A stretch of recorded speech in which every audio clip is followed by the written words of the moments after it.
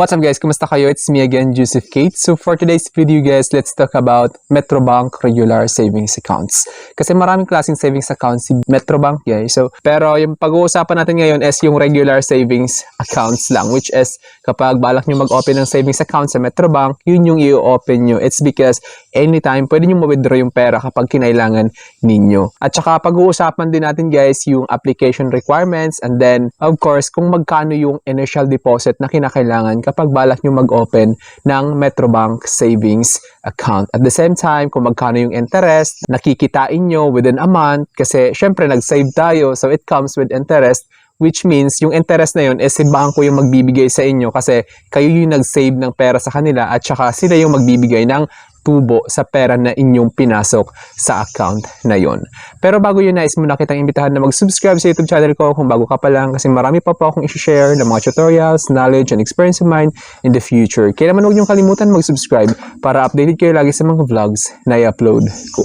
Yun lang po at sobrang maraming salamat po. So as you can see guys, Metrobank, you're in a good hands. O diba, ang ganda ng tagline nila. Future as you waiting. Start by opening an e-savings account today. Then, build your future with an interest-bearing savings accounts. Open a Metrobank savings account in the Philippines and let us guide you through your financial journey. Savings account. Elevate your savings. Start your journey to financial security by opening a savings account with Metrobank today. Here are some fantastic benefits awaits you. So, ito, how your deposit account earns interest. So, paano nga ba kumikita yung pinasok ninyong pera sa savings account niyo sa Metrobank? So ito guys, Metrobank offers many accounts that let you grow your money through interest. The interest rate determines how much money you get for keeping your funds in your deposit account. So kung hanggang kailan nyo siya, nakasave lang yung pera nyo doon. This is how banks compute the interest you earn from your deposit account. So ito yun guys, yung sample computation kung paano kikita yung isi-save nyong pera sa Metrobank savings account ninyo. So ito yun guys, monthly interest earned equals average daily balance times annual interest rate divided by 12 months in a year. So ito yung formula guys para makuha ninyo yung kikitain ninyo. To get your net interest, get 80% of your monthly interest earned by multiplying it by 0.8. Kasi guys, yung interest or yung kinita ng nakasave ninyong pera doon, yung tinubo, subject for 20% tax deduction yun. So, kapag kumita ng 100 pesos, 80 pesos na lang yung mapapa sa inyo. It's because yung 20 pesos is mapupunta siya sa government. Or yun yung sinabing tax deduction. Net monthly interest earned equals monthly interest earned times 0.8%. 0.8. So, here's an example guys. Monthly interest earned equals 100,000.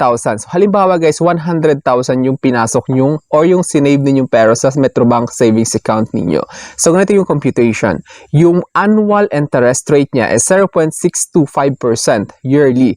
Then, divided by 12 months in a year. So, ito yung computation. Monthly interest earned equals 100,000 times 0.000625 yearly. Kasi divided siya by 12 months. So, yung kikitain ng 100,000 pesos nyo na nakasave guys sa Metrobank savings account ninyo within a month is 5.21.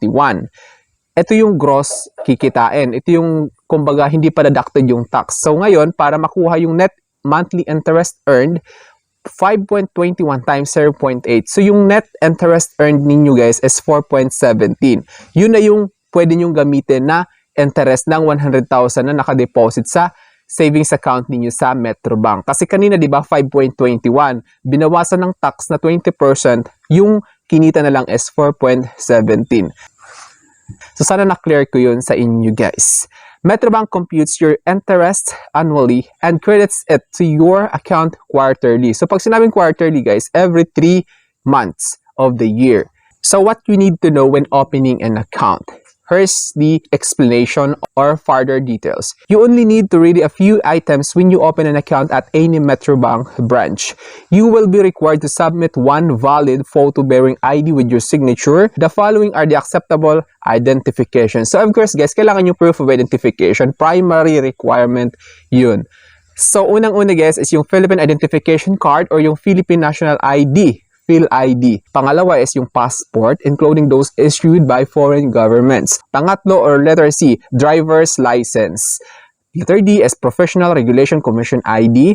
Letter E is Postal Identity Card, yung postal ID ninyo. Next is yung voter's ID, GSISE card, Social Security card, or Unified Multipurpose ID or yung UMID. Senior Citizens card, Overseas Filipino Worker ID or E-card, Seaman's Book, pwede din. Alien Certificate of Registration or Immigrant Certificate of Registration.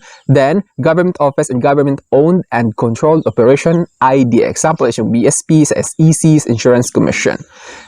Next is Persons with Disabilities ID issued by the National Council on Disability Affairs. Next is Integrated Bar of the Philippines ID. Next is Valid Photo bearing school ID signed by either the principal, registrar, or head of the school. Student signature and the school ID is not required.